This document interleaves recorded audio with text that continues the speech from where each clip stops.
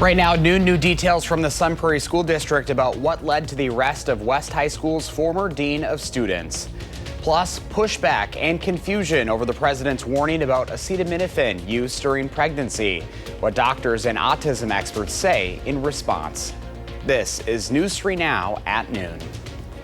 Thanks for joining us. I'm Josh Spreiter. New details from Sun Prairie West High School. The district releasing records showing what staff knew months before police began investigating a former dean. Robert Gilkey Meisegeier is charged with 15 child sex crimes.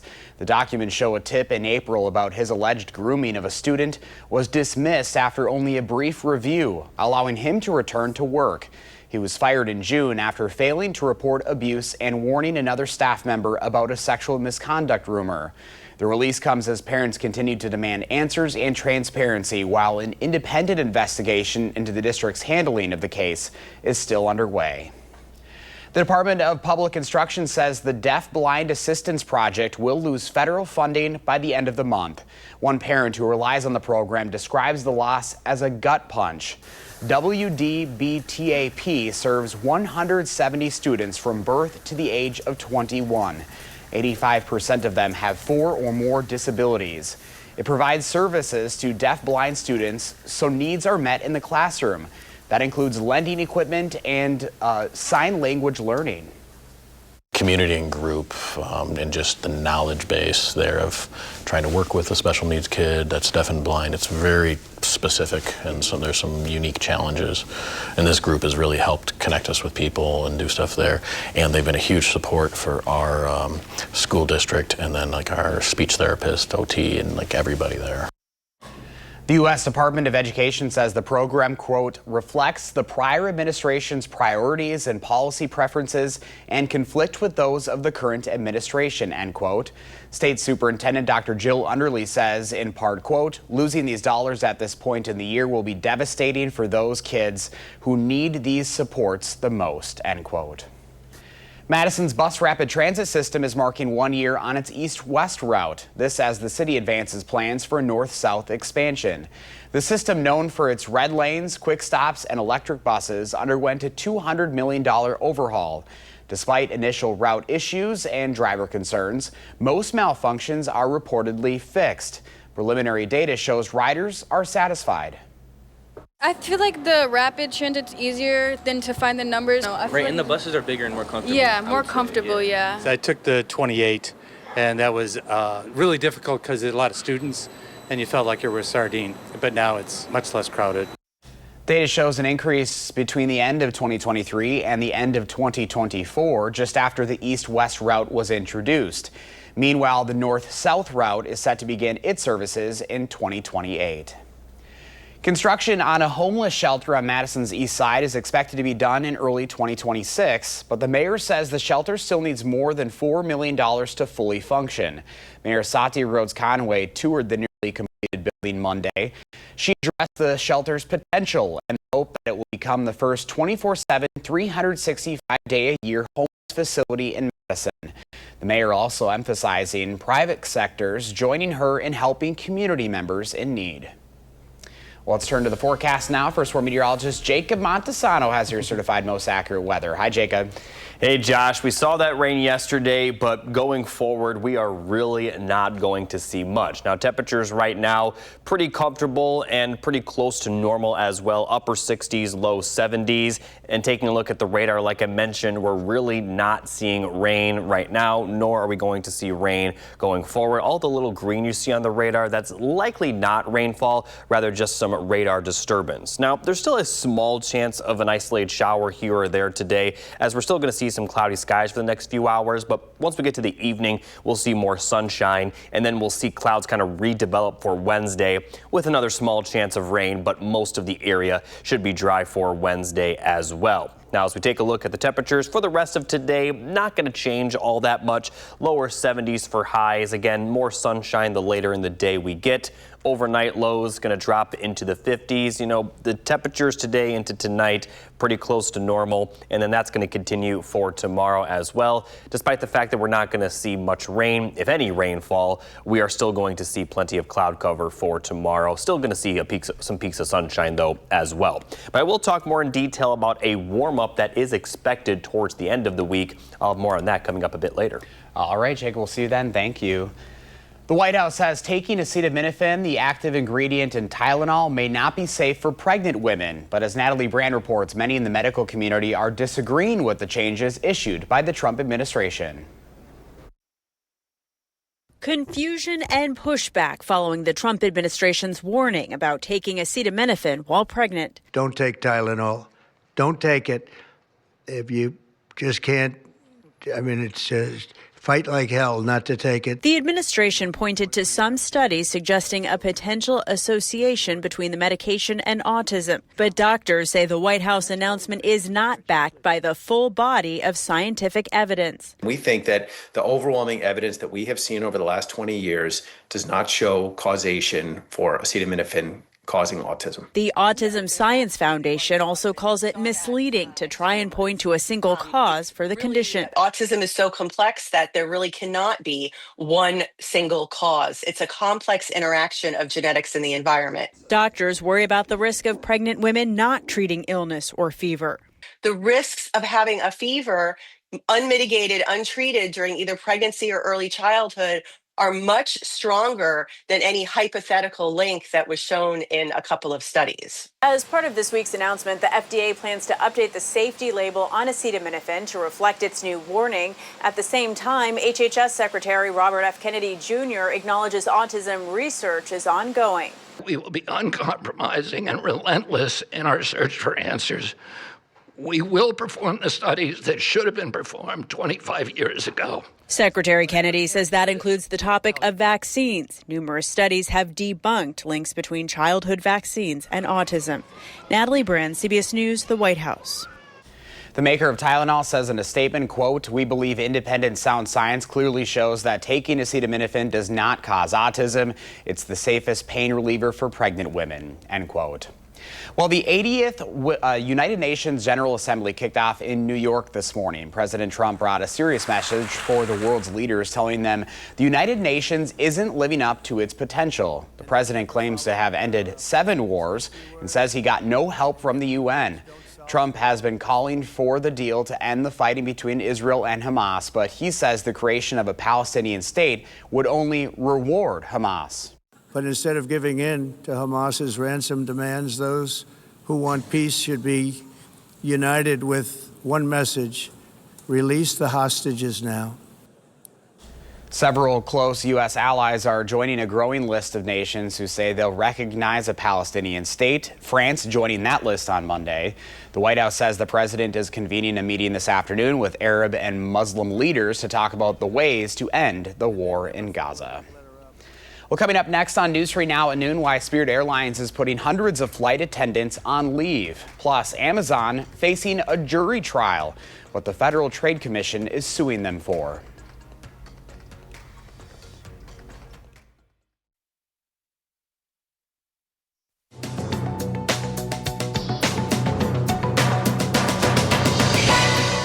Shares of Kenvue, the maker of Tylenol, tumbled more than 7% Monday. President Trump announced the Food and Drug Administration believes the use of acetaminophen, the active ingredient in Tylenol, and many cold and flu medications, during pregnancy can be associated with an increased risk of autism, though medical experts have said the medication is safe. In a statement to CBS News, Kenvue said, quote, "Independent sound science clearly shows that taking acetaminophen does not cause autism." Spirit Airlines announced it is putting about 1,800 flight attendants on leave as it cuts flights and restructures the business to reduce costs. The budget carrier has filed for Chapter 11 bankruptcy protection twice this year. An airline spokesperson confirmed the furloughs to CBS News after they were first reported in the Wall Street Journal. And Amazon is facing a jury trial in Seattle focusing on allegations by federal regulators that it duped customers into signing up for Prime membership and made it difficult to cancel. The FTC alleges Amazon was part of what it called a years-long effort to trick millions of customers into automatically renewing Prime subscriptions. Amazon denies the accusations. That's your CBS News Money Watch report. For more, log on to cbsmoneywatch.com. At the CBS Broadcast Center, I'm Jesse Mitchell. Here's a look at the current stock numbers at the noon hour. The Dow's up 4 points, Nasdaq is down 101, and the S&P 500 down this hour close to 10.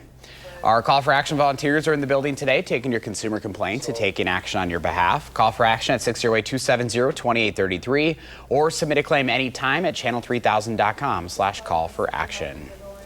After the break at noon, we'll have today's farm numbers along with the first warn forecast. And later on, live at 4, UW Health's Dr. Jeff Potoff and his reaction to the president's announcement that taking Tylenol during pregnancy causes autism.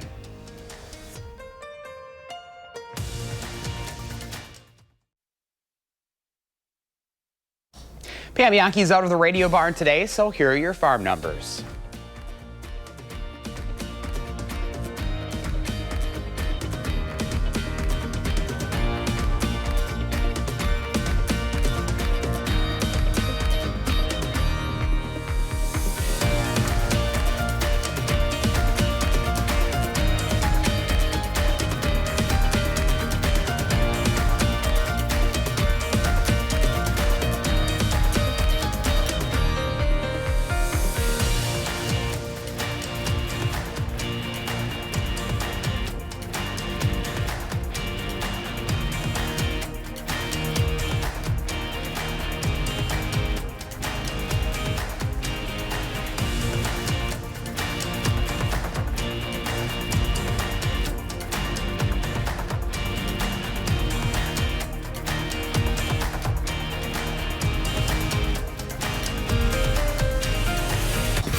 To your first warn forecast now, here's meteorologist Jacob Montesano with the forecast. Hi, Jacob. Hey, Josh, as we take a look at the 3 things you need to know, we're going to see some seasonal temperatures the next couple of days, very close to normal. But then by the end of the week, we're going to see some warm temperatures, highs at near 80. And yes, a few lower 80s are definitely possible across the area at times. But in general, we're really not going to see much rain for the rest of the week and in general going forward. Now, we saw that rain yesterday. And before I talk about the future forecast, let's take a look at some one weather photo that was sent to us yesterday showing a possible funnel. This was sent in by Dan, so thank you, Dan, for submitting your photo. And if you want to submit your own photo, you can scan that QR code or go to channel3000.com. But definitely saw some strong storms yesterday. No tornado warnings, but as you can see, there were some funnels out there. So thankfully, everyone appears to have been safe yesterday, and we're not going to have to worry about any chance of severe weather going forward. We're going to see some cloudy skies today, small chance of a light shower, but mostly dry. Clearer skies for the evening and overnight, and then we're going to see some more clouds develop as we head into Wednesday. Again, very small chance of an isolated shower, but not really going to see much. And similar to today, we'll also see a little bit more sunshine as we get later into the day. And then for Thursday, we are expecting a little bit more sunshine in general. And going forward, we're really not going to see rain at all. And the chance of rain over the next 7 days will be very, very minimal. Really, the only chance will be those small showers I talked about for today and tomorrow. Almost certainly going to be dry towards the end of this week and for most of next week as well. Temperatures during all this, well, the next few days, they're going to be close to normal. The average high is around 70, and that's kind of where we're going to be today with partly to mostly cloudy skies. Tomorrow will be a little bit cooler, maybe only seeing highs in the upper 60s, as although we're not going to see much rain, we are going to be seeing plenty of cloud cover, which will keep those temperatures a little bit on the cooler side. But then after that, they're going to slowly rise, and then by the time we get to the weekend, we're talking about high temperatures near 80. Now, it's likely not going to be as warm as it was for a lot of last week where we saw middle 80s. I don't expect to get that warm, but some 80s are definitely in the realm of possibility of returning. And even as we look towards the middle of next week, we're still talking about high temperatures in the middle 70s. And right now, the average high is around 70. By the end of the 10-day forecast, it'll be in the 60s. So any 70s we see going forward for the most part, will be above normal. And it looks like that's going to continue as we go into the first week of October. The 8 to 14 day temperature outlook does show those warmer than average temperatures, but we're kind of getting to the time of the year where warmer than average temperatures are kind of some good news. Now, although it technically is fall, it still hasn't really felt like it too much. But here's a look at the fall color report. Not really seeing a whole lot, just a few patchy spots in northern Wisconsin. And for reference, the first week of October is when the fall colors typically peak in northern Wisconsin, and they're not even close, which means we're probably going to see the fall colors peak much later than normal. Mid to late October is probably going to be more early November for southern Wisconsin, and that middle October range for central Wisconsin will likely be in late October. But don't worry, the colors will change eventually. But with these temperatures, I don't expect to see a whole lot change in that department. So very dry and then fairly warm, especially compared to normal towards the end of this week and next week. But we're going to see a lot of sunshine over the weekend. If you like those warmer temperatures, it's going to be very nice. And even if you don't, those morning hours and overnight hours are going to be very, very good. We aren't really too concerned about drought conditions forming. So the dry and very comfortable 10-day forecast, hard to complain about that. Yeah, love to see it. All right, Jacob, thank you. Well, let's look ahead to the weekend, shall we? The True North Music and Food Festival is going to be happening at the Duck Pond. The festival features some of Madison's best chefs and emerging regional music.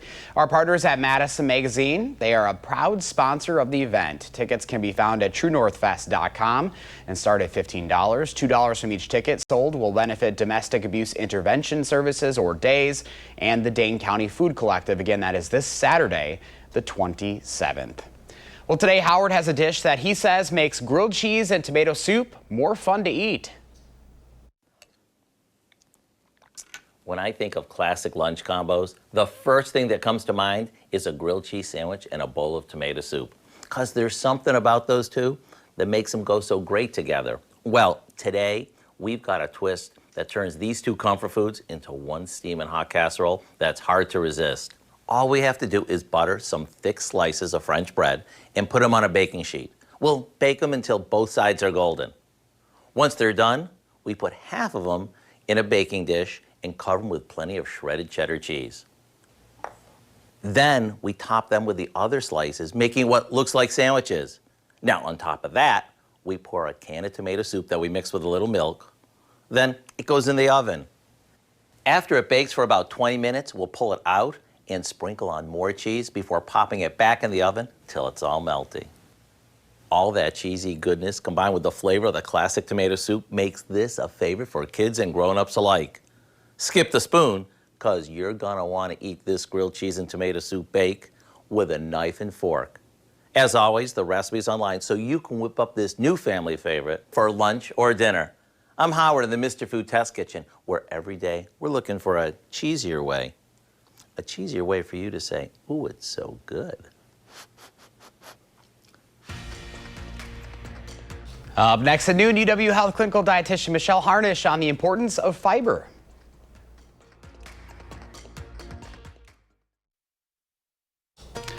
Welcome back. UW Health Clinical Dietitian Michelle Harnish is back with us for this month's health segment, and we're talking about fiber today. That's Hi, Michelle. Hi. Maybe one of the sexiest topics that we've ever talked about here. It's kind of forgotten. It's kind of not talked about, but it really is important to our health. I think we just don't know a lot about it. It seems kind of ironic. It's kind of a small thing, but it makes a big impact. So how can we focus on that in our day-to-day life? Well, fiber is actually plant material that we can't digest. So if you're eating chicken or steak or fish, you're getting protein, you get lots of other nutrients. But if you want fiber, it's got to be from plant foods. So fruits, vegetables, greens, nuts and seeds obviously come from a plant, and ideally whole grains. Your whole grains are going to have more fiber. And so that's what you want to do to help balance some of the protein that you might be eating as well. So are there different kinds of fiber like a lot of other things? Yeah, there's basically two classes. One is insoluble, one is soluble. So the way I kind of remind people about it is if you take a carrot stick and you put it in a glass of water, nothing much happens. It just kind of sits there. So that's insoluble. If you take a handful of oatmeal or popcorn and put it in water, it's going to start to dissolve and get kind of gummy. So that's going to be more soluble in water. The good news is most plant-based materials have a combination of both, but the way to get the the biggest variety and the best fiber is to have a variety of plant foods in your day. And that's kind of like anything, everything in moderation, right? But making sure that you're following that and not just sticking to one or the other. Yeah, and if you feel like you're not getting enough fiber, we do recommend 25 to 35 grams. We want you to increase slowly.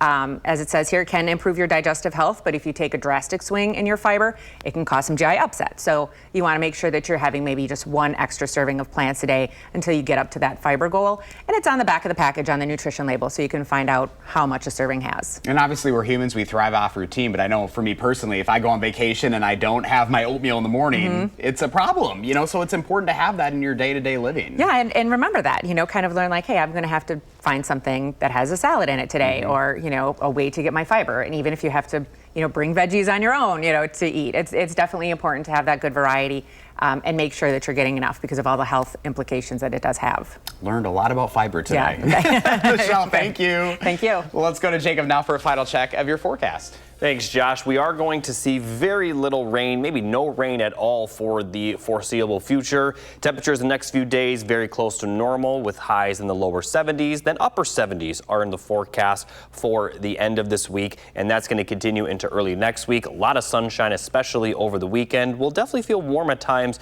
during the afternoon hours, but in general, a very, very nice forecast is expected. And these 70s right now, they're expected to continue for the foreseeable future as we head into October. That sunshine. All right, Jacob, thank you. Thanks for watching News 3 Now at noon. Coming up next is The Bold and the Beautiful. Our next newscast is live at 4. And a reminder, you can always find us streaming 24/7 on Channel 3000+.